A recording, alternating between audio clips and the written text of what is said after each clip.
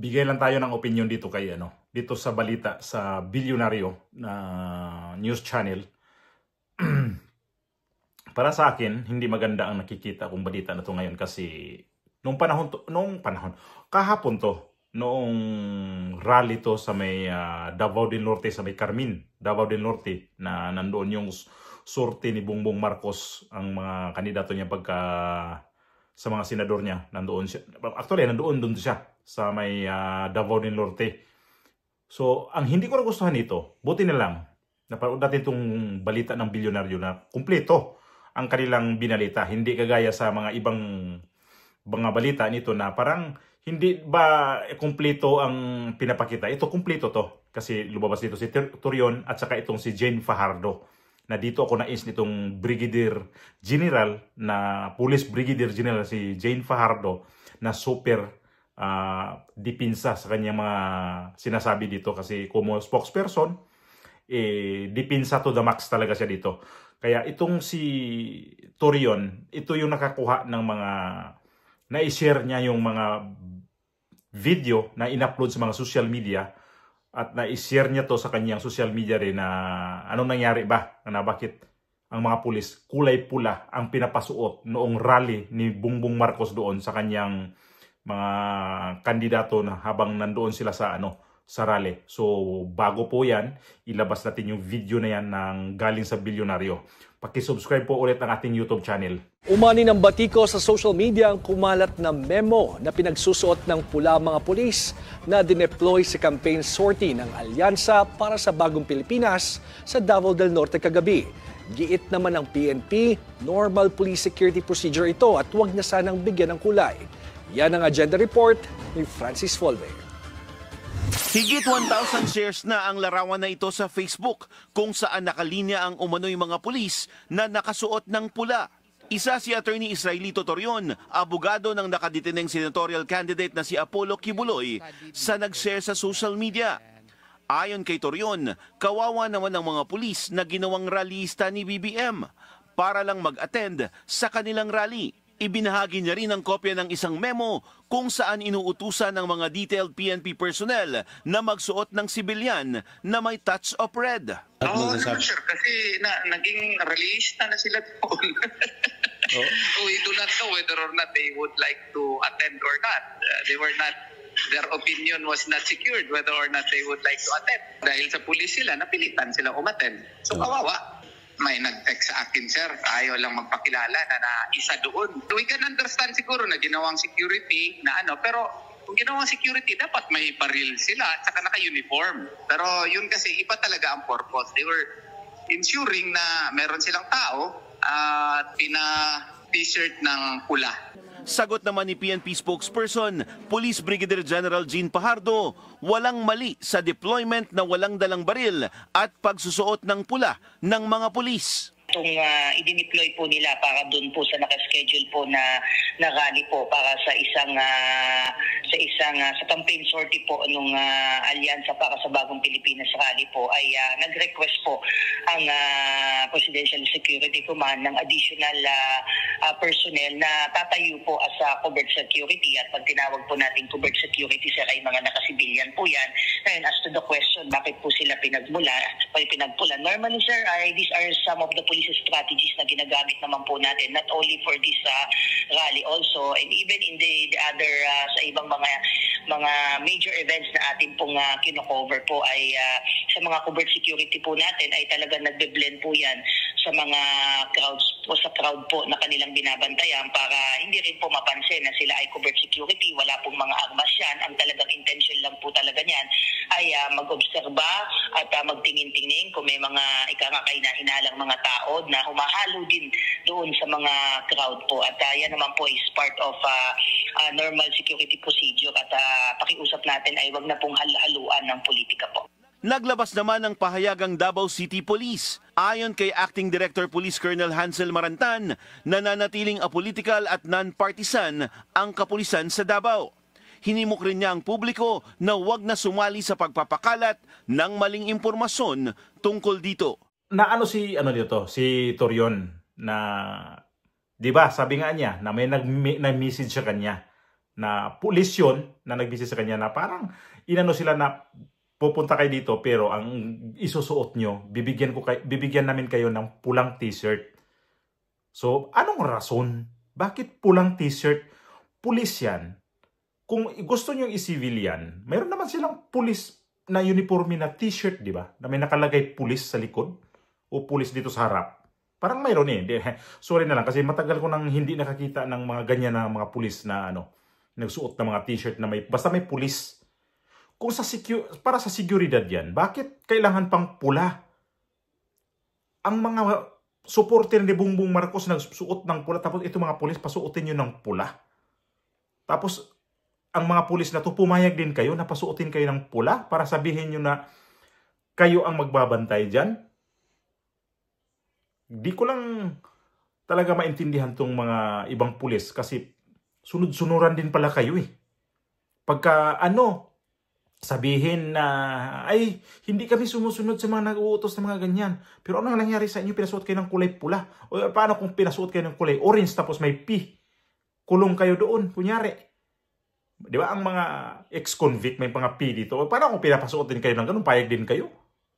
Pula pinapasuot sa inyo? At saka isa pa, ang nakikita ko dito, anong rason? Bakit ang mga pulis, ilan yung pulis na, di ba sinabi, kung ilang daan yun, o ilang, di naman libo yun. Para makadagdag sa, makikita sa crowd ng rally na yun na pulis pala yun, pero nakapula sila para sabihin na tudo suporta sila sa gobyerno. Animal talaga itong diskarte ito ng mga pulis na to Tapos, pag si Jane Fajardo na, itong si Police Brigadier General Jane Fajardo, wala naman daw problema. Wag naman daw haluan ng mga, wag naman niya haluan ng iba pang mga nakikita dyan kasi normal yun kasi security security ka dyan. Nagkabuloli ka. Parang marunong magbigkas ng letter R. Itong Brigadier General, itong babae na to, alam nyo ma'am, kung spokesperson ka, wag naman yung masyadong obvious. Kaming nanonood dyan sa mga ganyang nakikita namin na nakulay pula. Obvious na ginagamit nyo ang mga pulis para i-deploy dyan pero nakapula para pangdagdag sa crowd ni Bongbong Marcos. Tapos sabihin nyo, kailangan walang non-partisan ang mga pulis. Anong ginawa nito mga pulis na kulay pula? Saan sila kumakampi kay Bongbong Marcos? Sa partido ni Bongbong Marcos. Tapos sabihin nyo, kailangan sumunod tayo sa konstitusyon kung saan tayo. Di ba may nagsulat sa sumulat sa kay VP Sara? Nagsalita ka rin doon pero mayroon kang doon, mga pasaring din sa mga pulis na yun na official. Pero itong mga pulis na to na mga ordinaryong pulis, pinasuot nyo ng pula. Wala kayong mga pahaging dito. Todo dipensaan nyo to kasi utos nyo. Nasa kataas-taasan na sa PNP. Pumunta yan doon para sabihin na grabe ang crowd ni Bongbong Marcos, ang dami. Bakit nyo pikiin ang mga ganyan? Huwag na kayo mamiki ng mga na dagdag sa mga crowd. Kailangan hanapin natin yung totoong pumupunta doon sa mga nagrarally. Hindi yung mamiki kayo, maghakot kayo. Yung kusa, mga legit na mga tao pupunta doon. Hindi yung maghakot kayo ng mga pulis para pagdagdag doon sa crowd nyo na nakulay pula. Kawalang hiya nitong mga pulis na rin. Kayo rin mismo na kayo mismo nagsasabi na may mga katiwalian sa pulis pero kayo mismo ang mga PNP official ang nagturo sa mga ordinaryong pulis na magiging hindi magandang imahe. Kasi kayo ang nagtuturo sa kanila.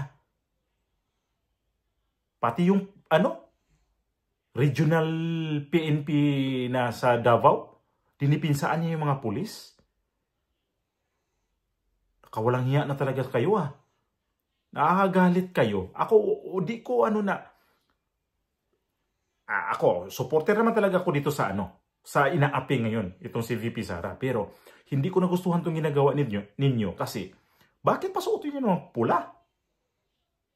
Sabi ko nga, kung paano pasuotin ng kulay orange tapos may papayag din yung mga pulis na yon. Oh my God, ang mga Sa Pilipinas talaga, grabe na. May mga pinag-aralan naman kayo. Bakit sumunod din kayo sa amo yung presidente niya na yan. Sobrang mahina ang utak, labnaw, adik. Kayo bang mga pulis, talagang dinipinsaan nyo pa yung presidente na yan, hindi na maganda ang imahe ngayon sa Pilipinas? Paano ngayon to?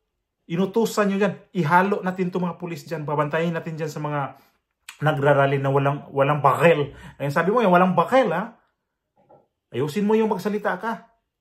Pag-aralan mo yung baril, di yung bakel. Tapos, paano to? Naisip ko lang, kaya nga nyo yung dayain yung mga rally na naghakot kayo ng mga tao, pati mga pulis, pinasok nyo dyan, kaya nyo yung dinaya yun. E paano pagdating ng eleksyon? Kaya nyo yung i-manipula ang mga mga botante. Anong klaseng manipulation to pagdating sa sa bilangan? Baka mamaya, itong mga tauhan ni Pangulong Duterte na ang aming balak na iboto dito, walang boto tong lalabas kasi imanipula ninyo. Simple lang, ha. Ganun lang, ha. Nakikita niya na. Rally. Pinapunta yung mga pulis. Pinasuot nyo yung pula. Tapos sabihin nyo, for security reason. For security reason, bakit sinama sila sa rally? Bakit di sila nagbabantay doon man lang sa mga magmamasid? Hindi yung sinama sila doon sa nakapula. E paano ito? Itong panahon na eleksyon. Darating na eleksyon pala. Kung dayain yan, sabihin niyo naman, hindi namin saklaw yan, Comelec ang dyan. Pare-parehas lang naman kayo eh. Dinadaya na ngayon yung crowd dyan para sabihin na marami ang crowd ni Bongbong Marcos. Kasi nakapula. Yun pala mga pulis, pinaghubad yung uniforme. Ay naku, ang kawawang mga pulis din, napauto-uto din kayo. Magkano yan binabayad? Binabayaran kayo doon. Mukha kayo mga pera, mga punyeta kayo. Ganun na lang ba? Kadali? Magtawag kayo mga pulis pangdagdag doon sa sa crowd para sabihin nyo na ang daming tao ng rally ni Bongbong Marcos. Kasi pumunta doon sa baluarte ni President Duterte sa Davao del Norte. Baluarte naman talaga yan eh. E paano kung pupunta rin ang mga Duterte, ang mga kandidato ni Pangulong Duterte sa Ilocos, maghakot din sila doon? Para sabihin na may crowd, baluarte ang Ilocos ni Bongbong Marcos, mga Ilocano. Bandang taas. Kay Bongbong Marcos yan eh. Ngayon, anong nila doon? Wala naman silang pera eh. Wala silang pera doon na pangbayad sa mga pulis. Wala silang bayad doon. Wala silang pera pangbayad doon para maghakot ng mga tao. Buti na lang itong bilyonaryo, okay ang malita nito. Hindi ko to nakita sa GMA7. Hindi ko to nakita sa ABS-CBN. News 5. Saan sila? Ba't di ni-interview nila tong si Torion? Ba't di nila inano tong balita na to? Buti na lang marami na ngayon ng itong option natin manood ng balita dito sa online. Nakikita ko to laging bilyonaryo. Nanood ako ng mga balita dyan. Pero itong mga ibang mainstream media, wala. Hindi kayo nagbabalita. Pinabayaan nyo lang yung mga na pangyayari dyan. Tinatakpanan nyo na naman. Ewan ko lang kung baka may nakaligtaan lang ako sa kanilang mga news. Kasi itong nabalita na to sa bilyonaryo, galing din kasi ito sa mga social media, sa mga vlogger. Ngayon ang vlogger, pag initan, o kung wala mga vlogger, hindi lalabas yan. Hindi makikita sa taong bayan yan kung anong pinagagawa dyan sa mga pulis na pinasuot ng pula. Kawalang hiya talaga. Tapos itong, yung presidente nyo, pag nag-ikot yan, tingnan natin kung hindi kayo maghakot. Kung dudumugin ba nga talaga ng tao, doon natin makikita kung ano talaga ang sitwasyon sa pangampanya ngayon. Umpisa pa lang sa kampanya, pero ganyan na kayo kagarapal, ganyan na kayo kamandaraya. Paano na pagdating pagdating nito sa eleksyon? Huwag naman sana magdayaan. Kasi ibang usapan na yun. Parang ang pangit niya ang pakinggan. Pangit tingnan. Sana walang nabayaran dito sa sunod. Alam niyo naman, social media ang dami. Makikita talaga kung anong pinagagawa dyan sa mga rally dyan, both side dyan. Halimbawa, kay Duterte, kung ano mga pinagagawa dyan, makikita. Kasi mayroon kayong mga social media dyan eh. May mga vlogger dyan pumupunta dyan. Alam naman natin ngayon, bawat galaw dyan sa mga kandidato, tinitingnan yan, pinupuna yan sa mga social media. Wala pang Di pa tayo talaga ito nagpukpukan sa mga pati sa mga local election nito, local campaign nito, wala pa. Tingnan natin sa sunod na mga araw kasi mag-umpisa na rin. At sana walang dayaan na mangyari pagdating ng Mayo.